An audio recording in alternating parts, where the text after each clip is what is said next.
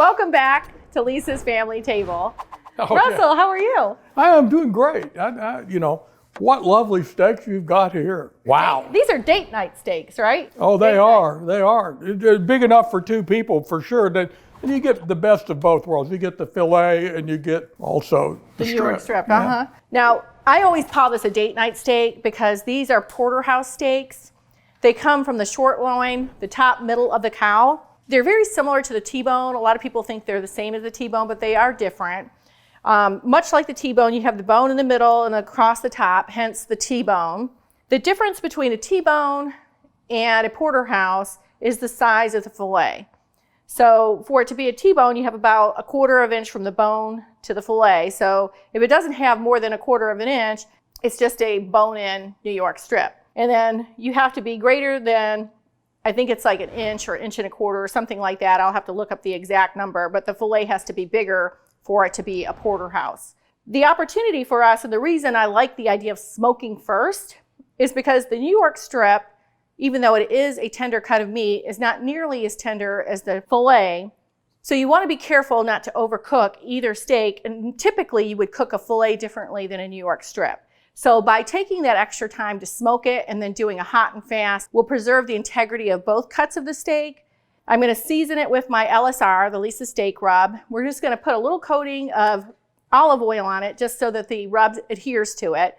And then we're going to let it sit for about 1.5 hours. And typically from a food safety perspective, you don't want food to be sitting outside of your refrigerator for more than 2 hours because bacteria will form. So if I wanted to season it for longer than that, I would put it in the refrigerator and then pull it out to bring it to room temperature later. It is a thicker cut of meat, so you do want to be liberal. The thing that I love about our steak rub is because it is so balanced, you're not going to have an oversalted steak. I mean, you can oversalt anything, but we're going to come up high, and that way we can make sure everything's covered. So we want to get a good crust on here. We just want to kind of pat it in a little bit too. So you want a good crust. And then we're going to do the side over here. But when you turn it over, you put a little bit on your tray like I'm doing here, and then you hit the sides. Because you're eating all the steak. Matter of fact, you typically eat the sides first. So you kind of want that extra flavor on there, right? It just gives you a little more crust, especially because we're going to take that extra time to smoke it. The steak's going to be a little more tender. It's going to have a lot more flavor. Our steak rub is really intended to bring out the natural beef flavor. It's not intended to mask it. So you're going to taste the rub, but it's going to be a complement to the steak. It's not going to be the predominant thing. Well, I tell you, people really like this rub. It's amazing how much people are using. It's selling out everywhere, which is good. Yeah. My friend Eldon Scott at the butcher shop, Yeah. Works for Kevin Green. He's always posting pictures. I told him, I said, you need to be my PR man, Eldon, because he can cook. Eldon can cook. So that's my new hashtag, Eldon can cook. And he's been posting some amazing dishes. He loves your brisket recipe using LSR. He That's really great. does. Yeah. So we're just going to let these sit for about 1.5 hours. We're going to get the smoker on, and we're going to meet you outside. I'm excited. Sounds good. Date night in the Gwatney house. Yeah, it's going to be a wonderful night. While this rest, I'm going to go out here and start the smoker, okay? Okay. Earlier, we prepped our porterhouse. As we mentioned, these are 1.5 inch porterhouse steaks. We put a little olive oil on them and the LSR, and they've been sitting out for about 1.5 hours. But today, we just want to get these steaks on the grill, and we're going to use our grill grates, and we're going to use a method called rails down and rails up, because we don't want to impact the beautiful grill marks we want to get later when we put on the riot mode. We put our rails down. Russell's going to put some duck fat on the rails. You can see the rails are down on the grill grates. And I'm going to put my dot thermometer in one of the steaks. I'm going to put it in the thickest part of the New York strip. You don't want to hit the bone because it'll give you an inaccurate reading. Okay, so that's there. I'm going to come over here. We're going to put them on. And we're going to smoke until we get to about 115 degrees. Right now, the grill is reading about 235, and that's perfect. It's going to take about 45 minutes, given that these are only 1.5 inches. We're cooking on a Rectech 380 today. It's kind of a unique grill. It looks like a regular kettle type of a grill, but it's a pellet grill. And it's very, very unique. You can see we're getting a lot of smoke here. We're using Rectech's premium blend, ultimate blend, premium hardwood charcoal, which is red oak, white oak, and hickory. We got the grill set to a low setting, and we're actually shot a temperature with a heat gun just a second ago and showed it to be about 235. And you can see it's making plenty of smoke right here. Since we've added the steaks, this temperature has actually gone down to like 180 because it's cooled it off quite a bit. Okay, my temperature is reading 100, and as I mentioned, I want to smoke to 115. I'm going to turn them over, and the reason I want to do that is because I don't want to have a gray line on one side and on the other, so I want them to cook evenly throughout the entire process. So I'm at 100, actually a little bit over 100 right now. The steaks look terrific. They look great. I wish you could smell it. Okay. And there we go. And then we're going to put it back down. It's reading at about 103 right now. And at 115, as we mentioned before, we're going to pull it off, turn up the riot mode, and get the grill as hot as we can.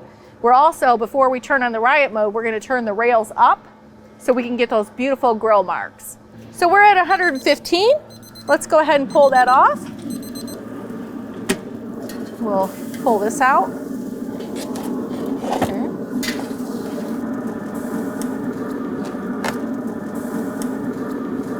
All right. And Russell's going to flip over the grates for the rails up. So you can see this is what we mean when we say rails down and rails up. And we were running like at 225. We're going to go up here, and the highest temperature that they clock on here is 500 degrees. And then it goes into a deal called riot mode. And in riot mode, what ends up happening is this grill actually will get to about 700 degrees. It'll probably take it about 15, 20 minutes.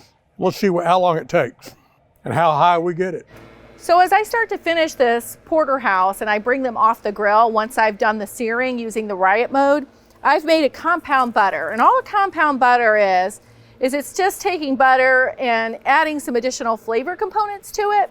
So I took 8 ounces of unsalted butter. I roasted 2 whole bulbs of garlic, took the roasted garlic out of it, put it inside the butter with some fresh thyme leaves, and I did some salt, some pepper, and some lemon juice. And so I just wound it up in some saran wrap, and I put it in the freezer so it's frozen and I can cut my little butter discs. So when I take the steak off, that's what I'm going to do. The porterhouse is very popular in Italy, but they also have this sauce. It's called salsa verde that you can ask for with the steak. I like it. I get a lot of criticism sometimes on my videos because I do like sauces. This probably won't be everybody's deal, but the Italian salsa verde is parsley. It's anchovies. Don't cringe. Anchovies are delicious. And if it's not your thing, you can omit it, or you can use an anchovy paste. But basically all the anchovy is going to do is add that umami, a little bit of saltiness. It's got capers, shallots, lemon, olive oil. And I'm going to post the recipe if it's something you want to try, but we'll taste it with that. So what temperature are we at now, Russell? Do you want to check it? And we'll go ahead and get our steaks back up on the grill. We were at like 220, I guess, or 230 when we went to riot mode. Yeah. That was about 20 minutes ago. And we're now at 640. I'm putting some duck fat on here. That's good.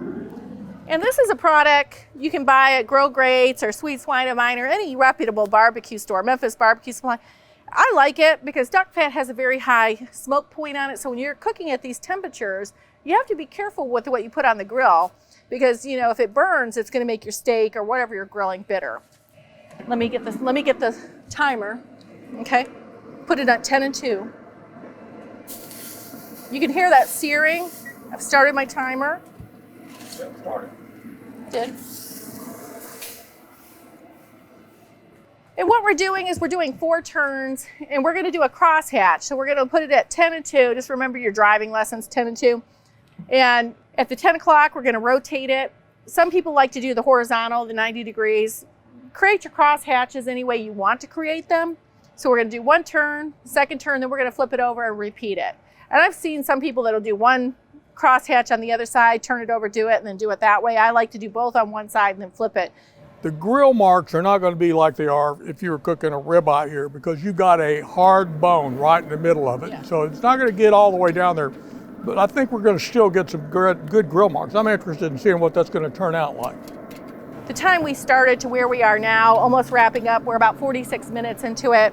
So we were about 25 to 30 minutes before we pulled it off at a temperature. It was about 118, 119. It was about 15 minutes to get up to the temperature that we were at. And we've adjusted our temperature to 1:15 a turn. Everything's about adjusting and just, making sure that you're watching what you're doing. Cooking's not autopilot. You have to look at it and understand where the dish is and how it's progressing. Give it about 10 minutes to rest. And I don't like to seal it totally because I feel like it steams it a bit. So I just like to kind of tent it. And then we're gonna bring it out here and see what we got.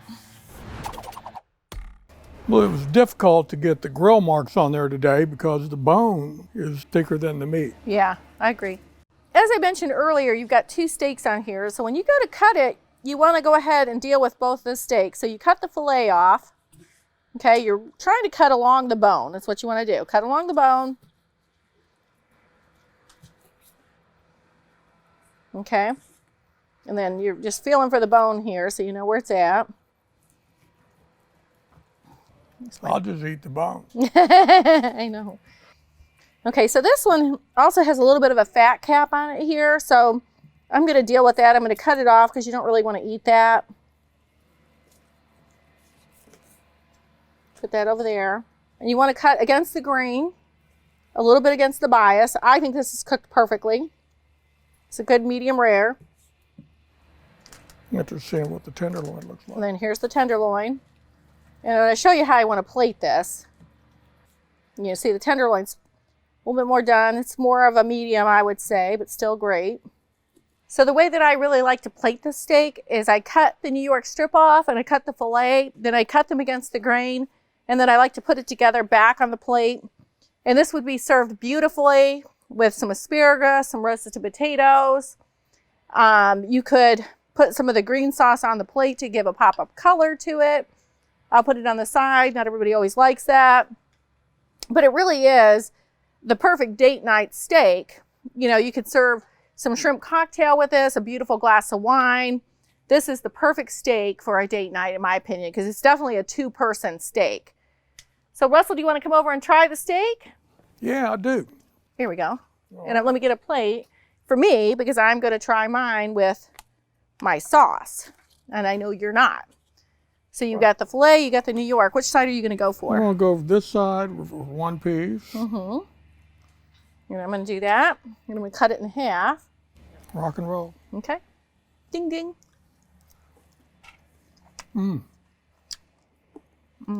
Very tender. It's incredibly tender. It's seasoned perfectly. I'm going to try mine with a sauce. You going to have a little sauce or no sauce?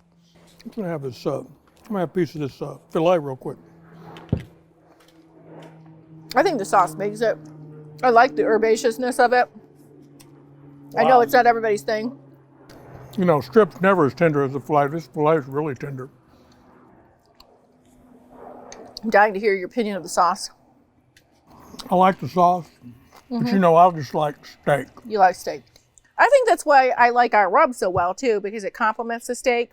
Our rub is really to highlight the quality of the meat and bring out the actual beef flavor. I think it does. That's what I like about it a lot. It's delicious. From our table to yours, thank you for coming. And be safe and have fun cooking in your backyard.